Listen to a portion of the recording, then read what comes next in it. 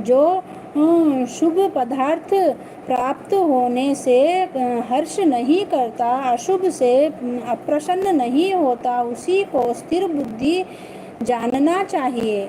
और कछुआ जैसे अपने अंगों को सिकोड़ लेता है, उसी तरह जो पुरुष अपनी इंद्रियों को विषयों से हटाता है, उसी की बुद्धि स्थिर जाननी चाहिए। निराहारी पुरुष के विषय घट जाते हैं, परंतु विषयों में उसकी चाह बनी रहती है।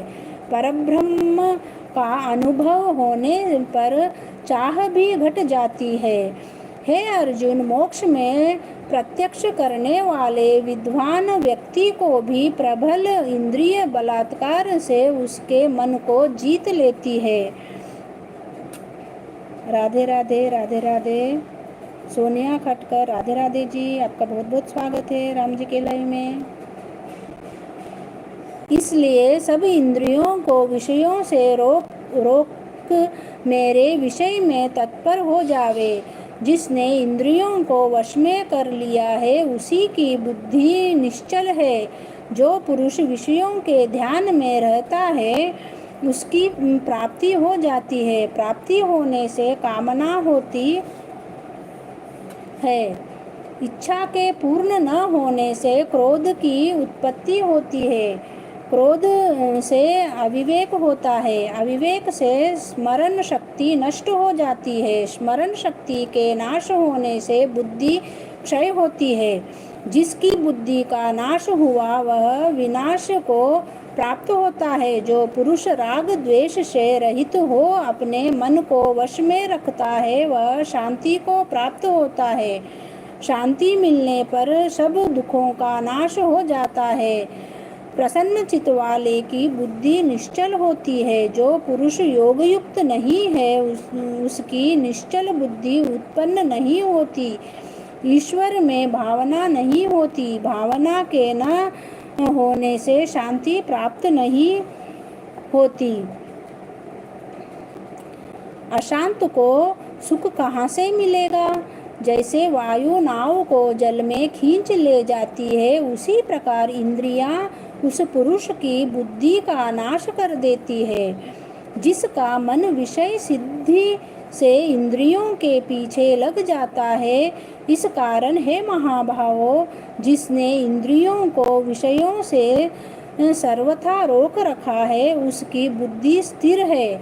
जो सब प्राणियों की रात है, उसमें संयमी जागता रहता है। और प्राणी मात्र जिस समय जागते हैं, मुनि जनों की वह रात्रि है।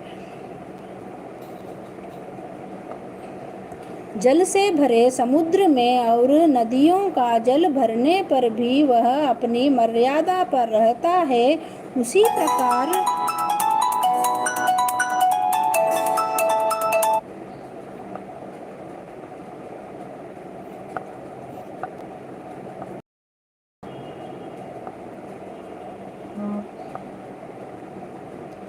जल से भरे समुद्र में और नदियों का जल भरने पर भी वह अपनी जल से भरे समुद्र में और नदियों का जल भरने पर भी वह अपनी मर्यादा पर रहता है। उसी प्रकार जिस पुरुष में इच्छा के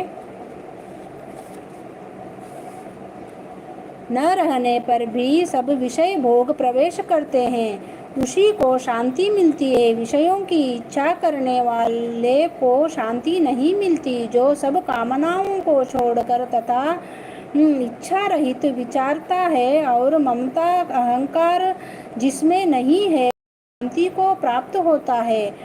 हे पार्थ, ब्रह्म स्थिति न यही है। ऐसी स्थिति मिल जाने पर प्राणी फिर मोह में नहीं फंसता और अंत समय में निर्वाण ब्रह्म को प्राप्त होता है। इति श्रीमद्भगवद्गीतासु उपनिषत्सु ब्रह्म विद्या योग शास्त्रे श्री कृष्ण संवादे आत्मसंयम योगो नाम द्वितीय अध्याय समाप्त। बोलो श्री कृष्ण भगवान की जय। चंद्रशेखर शर्मा जी, सीताराम सीताराम जी, जय श्री राम जय श्री राम। आपका बहुत बहुत स्वागत है राम जी के लाइव में। लाइक करने के लिए बहुत बहुत धन्यवाद।